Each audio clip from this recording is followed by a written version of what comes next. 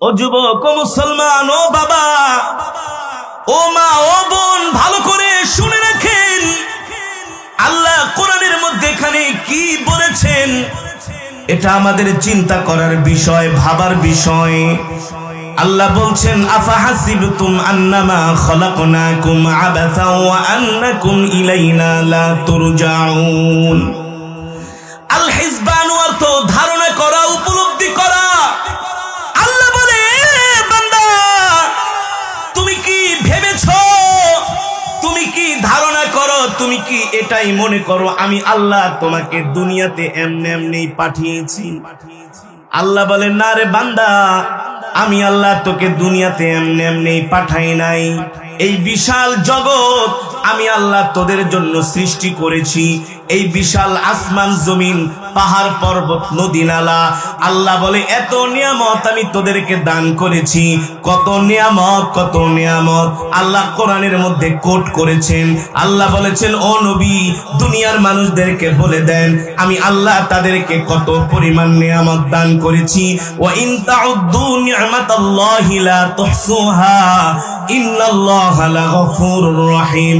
আল্লাহ রাব্বুল আলামিন বলে, নবী, আমি কত নিয়ামত তাদেরকে দান করেছি, তারা যদি কিয়ামত পর্যন্ত আমার এই নিয়ামতের গণনা করে, কিয়ামত চলে আসবে, আমি আল্লাহ তাদেরকে এত নিয়ামত দান করেছি গণনা করে শেষ করতে পারবে না।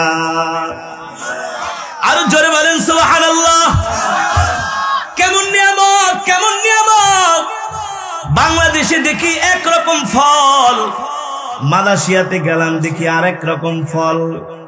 মালয়েশিয়াতে একটা ফল আছে, নাম হচ্ছে ডুরিয়ান। নাম কি? ফলের উপরে এত বড় বড় কাঁটা, আপনি চাইলে ফলটা ধরতে পারবেন না। ফলটা আপনি যদি হাত দিয়া ধরতে যান, কাঁটাগুলো আপনার হাতের ভিতরে বসে যাবে। এমন উপরে কাঁটা, কিন্তু ভিতরে আল্লাহ এমন সুস্বাদু ঘ্রাণ, কাঁঠালের মতো বিচি। এই ফলের মধ্যে আল্লাহ এত ঘ্রাণ দান করেছেন, এত শক্তি দান করেছেন। একটা ডুরিয়ান ফলের দাম বাংলাদেশের 2,5-3 হাজার টাকা। 2-3 কোষ খাওয়ার পরে সাথে সাথে আপনার শরীরে ঘাম চলে আসবে। এত শক্তি, এত ভিটামিন, এত প্রোটিন, এত ঘ্রাণ। শুধু এই ডুরিয়ান ফল না, কত প্রজাতির ফল মালয়েশিয়াতে দেখলাম, মিশরে গেলাম, এমন ফল জীবনেও দেখি নাই। আমার চোখ দিয়ে পানি চলে আসলো। বাগানে গেলাম, এমন ফল বাংলাদেশে দেখি নাই। আল্লাহ কত হাজার রকমের ফল দুনিয়াতে পাঠাইছেন আমাদের জন্য নিয়ামত স্বরূপ। আল্লাহ বলছে, বান্দা, এত নিয়ামত দান করেছি, কিয়ামত পর্যন্ত এই নিয়ামত তোরা গণনা করে শেষ করতে পারবি না। আল্লাহু আকবার। আল্লাহ বলে, কেমন নিয়ামত! আলাম নাজালিল আরদা বিহাদা, এই জমিনকে আমি আল্লাহ তোদের জন্য বিছানা স্বরূপ বানাইছি। আল্লাহু আকবার। আল্লাহ বলে, বান্দা, এই জমিনের মাটি যদি আমি আল্লাহ বিছানা স্বরূপ না বানাইতাম, পাহাড়ের মতো উঁচা নিচা বানাইতাম, এই জমিনে বসতে পারতাম? আল্লাহ বলে, এই জমিনের মাটি যদি আমি একটু নরম করতাম, তাহলে বসতে পারতাম না, ভিজে যেত। আর যদি শক্ত করতাম, পাথরের মতো চাষাবাদ করতে পারতাম না। আল্লাহ বলে, বান্দা, তোদের উপযোগী করে, যেভাবে তোদের দরকার প্রয়োজন, এভাবে করে আমি আল্লাহ জমিনকে তোদের জন্য বিছানা স্বরূপ বানাইছি। আল্লাহু আকবার। আল্লাহ বলে, বান্দা রে, এখানে কি আমার নিয়ামত শেষ? আল্লাহ বলে, না না না, শেষ না। ওয়াহুয়াল্লাযী সাখখারাল বাহরা লিতাকুলু মিনহা লাহমান তারিয়া। আল্লাহ বলে, বান্দা, আমি সমুদ্রের মধ্যে তোদের জন্য বিভিন্ন প্রজাতির মাছের ব্যবস্থা করেছি। পদ্মার মাছের যেই স্বাদ, আরিয়াল খার মাছের সেই স্বাদ না। আরিয়াল খার মাছের স্বাদ ভিন্ন, মেঘনা নদীর মাছের স্বাদ ভিন্ন, যমুনা নদীর মাছের স্বাদ ভিন্ন। এমনকি ভৈরবের পাশ দিয়ে যেই নদী বয়ে চলে গিয়েছে, এই নদীর মাছের স্বাদ ভিন্ন। আল্লাহ বলে, শুধু নদীর মাছের স্বাদ ভিন্ন না, সমুদ্রের মাছেরও স্বাদ ভিন্ন। আল্লাহ বলেন, ওয়াহুয়াল্লাযী সাখখারাল বাহরা লিতাকুলু মিনহা লাহমান তারিয়া। আমি আল্লাহ সমুদ্রের মধ্যে তোদের জন্য তাজা তাজা গোশতের ব্যবস্থা করেছি। আল্লাহ বলে, বান্দা, আমি আল্লাহ তোদের জন্য নদীর মধ্যে, সমুদ্রের মধ্যে যে মাছের ব্যবস্থা করেছি, এই মাছ পৃথিবীর কোন রাষ্ট্রপ্রধান ছেড়ে দেয় নাই। এই মাছগুলো আমি আল্লাহ আমার কুদরতে তোদের জন্য ব্যবস্থা করেছি। ঠিক কিনা বলেন? এই যে যেই জমিনে বসে আছেন, এখানে বছরে একবার পানি আসে না? পানির সাথে মাছ আছে, কত মাছ, কই মাছ, শিং মাছ, ট্যাংরা মাছ, পুঁটি মাছ। এই মাছগুলাকে ছাইরা দিছেন নাকি? পোনা ছাড়ছিলেন? কোথা থেকে আসলো? জোরে বলেন। আল্লাহ বলে এই রিজিক আমি তোমাদেরকে দিয়েছি বান্দা, মনে কইরো না এই রিজিক তোমরা বানাইছো। বানিয়েছেন কে? ওয়ামা মিন দাব্বাতিন ফিল আরদি ইল্লা আলাল্লাহি রিজকুহা। আল্লাহ বলে এই পৃথিবীর জমিনে যত প্রাণী আছে সকলের রিজিকের দায়িত্ব আমি আল্লাহ নিজে গ্রহণ করেছি। আল্লাহ বলে বান্দারে এত নিয়ামত এত রিজিক আমি আল্লাহ তোমাদেরকে দিয়েছি, নিশ্চয় এর পিছনে অনেক বড় কারণ রয়েছে। আল্লাহ বলে কি কারণ? কি কারণ? তোরা আমার নিয়ামত খাবি আর আমার গোলামি করবি, আমার নিয়ামত খাবি আর আমাকে সেজদা দিবি, আমার নিয়ামত খাবি আর আমার জিকির করবি। সাবধান সাবধান বান্দা, আমার নিয়ামত খায়া যদি আমার সাথে নাফরমানি করস আমি আল্লাহ কিন্তু তোদেরকে ছাড়বো না। আল্লাহ বলে আমি ছাড়বো না। দুনিয়াতে কিছুক্ষণ সময়ের জন্য তোদেরকে পাঠাইছি, এতটুকুন হায়াতের জিন্দেগি পায়া যদি আমার গোলামি না করস, যৌবন বয়সের ইবাদত আল্লাহর কাছে সবচেয়ে বেশি। সুবহানাল্লাহ বলেন। আপনারা জানেন নারকেল গাছে কি হয়?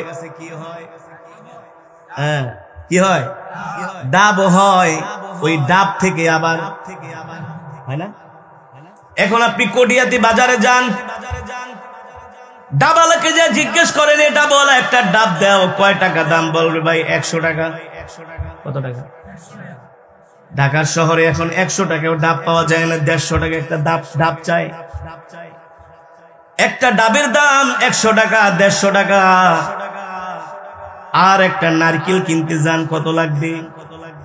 ছোট বলো না, কত জোড়া? জোড়া ও শোনার চেষ্টা করেন না। নারিকেল জোড়া কত? 50, 60, 100। আর দুইটা ডাব কিনতে যান লাগবে 300, 250, 200। কিন্তু আপনি নারকেলের দামে কখনো ডাব পাবেন না। পাবেন? কেন পাবেন না? ডাব থেকেই তো নারকেল হয়েছে, দাম তো হওয়ার কথা ছিল একই। ডাব থেকেই তো নারকেল হয়েছে, অথচ নারকেল আর ডাব একই। ওই ডিম আর ডিম পোস্ট, ডিম মামলেট আর ডিম ভাজা সব একই, ডিম থেকে আসছে, আন্ডা থেকে। এক লোক মনে করেন কটিয়াদির থেকে ডিম ভাজা দিয়া ভাত খায়, আন্ডা ভাজা দিয়া ভাত খেয়ে গেছি, গুলিস্তান যায়, কয় ভাই একটা আন্ডা দেন। আমি আন্ডা তো নাই, ডিম। কয় খাইয়া আসলাম আন্ডা, এখন বলতেছো ডিম। ঠিক আছে, কয় ভাই ডিম কি ভাজা খাবা না মামলেট? কয় মামলেট। ভাজা? কয় ভাজা তো হয় না, মামলেট। কয় কি খাইলাম ভাজা, এখন কয় মামলেট। মানে ওই ডিমই আন্ডা, আন্ডাই ডিম, মামলেট এই ভাজা, ভাজাই মামলেট, একই। পুরাটা কি মিলাই জিলায় একই। ডাব থেকেই নারকেল, নারকেল থেকেই ডাব, এই ডাব থেকেই তো নারকেল হয়েছে। তাহলে একটা নারকেলের দাম যদি হয় 30 টাকা, 40 টাকা, আর একটা ডাবের দাম যদি হয় 100 টাকা, নিশ্চয়ই এর মধ্যে কারণ আছে। আছে কি আছে না? এর কারণ হলো গাছ থেকে ডাব যখন বের হয়, ডাবের কালার থাকে সবুজ, হৃষ্টপুষ্ট, সুঠাম, দেখতে অনেক সুন্দর, ঠিক কিনা বলেন? এই ডাবের পানি খেলে অনেক শরীরের উপকার হয়, কার্যকারিতা বেশি। অসুস্থ হয়েছেন, ডাক্তার বলে যান ডাব কিনা খান, বলে না যে নারকেল খান। কি খান?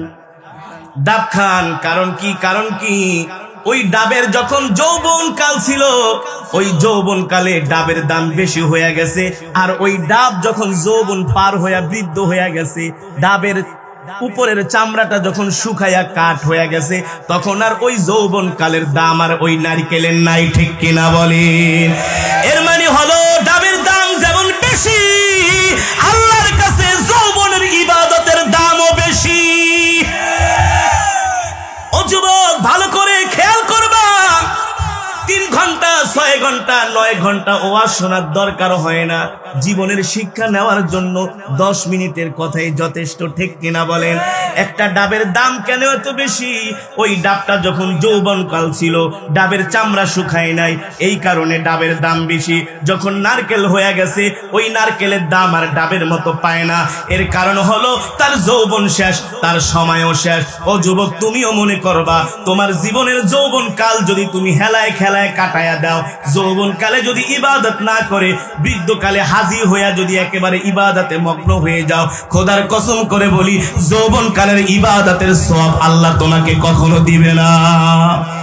যৌবনকালে তুমি এক ওযু দিয়া 3-4 ওয়াক্ত নামাজ পড়তে পারবা, আর তোমার বয়স যখন 60-70 হয়ে যাবে এক ওযু দিয়া এক নামাজ পড়তেই কষ্ট।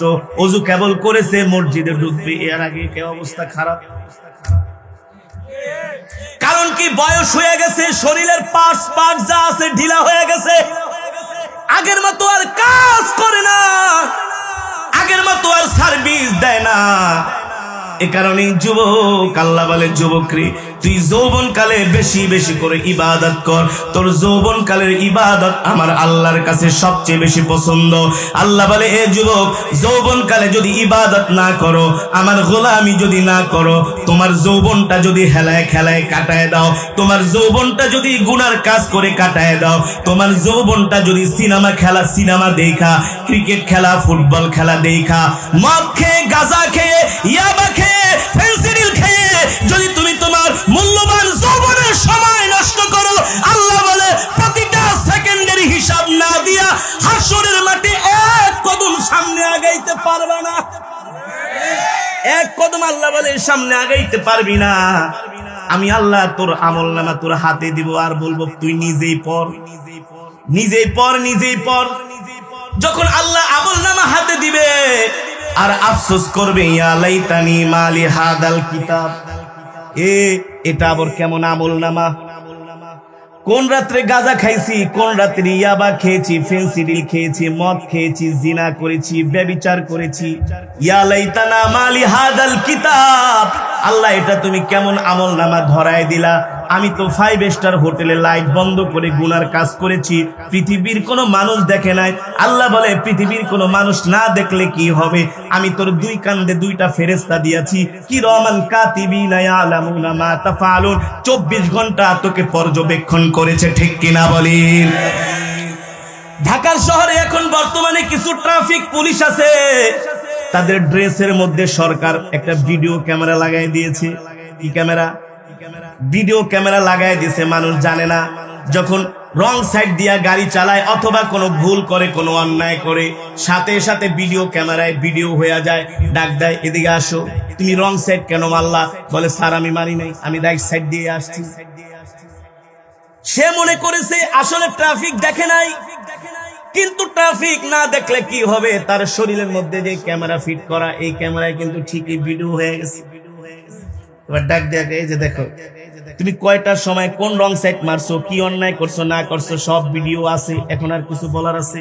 লাস্টে কয় স্যার, কি কয়, কি বলে, স্যার মাফ করে দাও। না মাফ করা যাবে না, মামলা একটা নিয়ে যাও। ঠিক ভালো করে মিলাইলে এটাই বোঝা যায়, দুনিয়াতে অন্যায় করার পরে যদি ট্রাফিক সার্জেন্ট না মেনে যদি মামলা দিয়া দেয়, হাসরের ময়দানে আল্লাহ যখন আমাদেরকে জিজ্ঞেস করবে এদিকে আসো, তুমি তোমার আমলনামা পড়ো, ইয়া লাইতানা মালি হাদাল কিতাব লা ইউগাদিরু সগীরাতান ওয়ালা কাবীরাতান ইল্লা আহসাহা ওয়া ওয়াজাদু মা আমিলু হাদিরা ওয়ালা ইয়াজলিমু রাব্বুকা আহাদা। আল্লাহ বলে বান্দারে তোমার আমলনামা তুমি নিজেই পড়ো, তোমার আমলনামা তুমি নিজেই পড়ার জন্য যথেষ্ট। বান্দা যখন তার আমলনামা পড়বে, আমলনামার ভিতরে দেখবে সে জিনা করেছে, ব্যভিচার করেছে, মানুষের সম্পদ লুণ্ঠন করেছে, মানুষের উপর অত্যাচার করেছে, মানুষের উপর নির্যাতন করেছে, মানুষের উপর জুলুম করেছে, মিথ্যা বিচার কইরা ঘুষ খেয়েছে, 500 টাকার জন্য সমাজে বিচার করতে যায়া সত্যটাকে মিথ্যায় পরিণত করছে, মিথ্যাকে সত্য পরিণত করছে মাত্র 500-1000 টাকার জন্য। গ্রামে এমন বিচারক আছে কি আছে না? আছে না? 500 টাকা দিলে রায় পাল্টায় দেয়। চাচা আপনার 1000 টাকা দিলাম, আপনি তো বিচারটা করবেন, যা চিন্তা করিস না। দেখবে আমলনামার ভিতরে লেখা আছে, হায়রে 500 টাকার জন্য আমি একজন নির্দোষ মানুষকে দোষী সাব্যস্ত করেছি, মানুষের কাছে তাকে জুলুম, মানুষের সামনে তাকে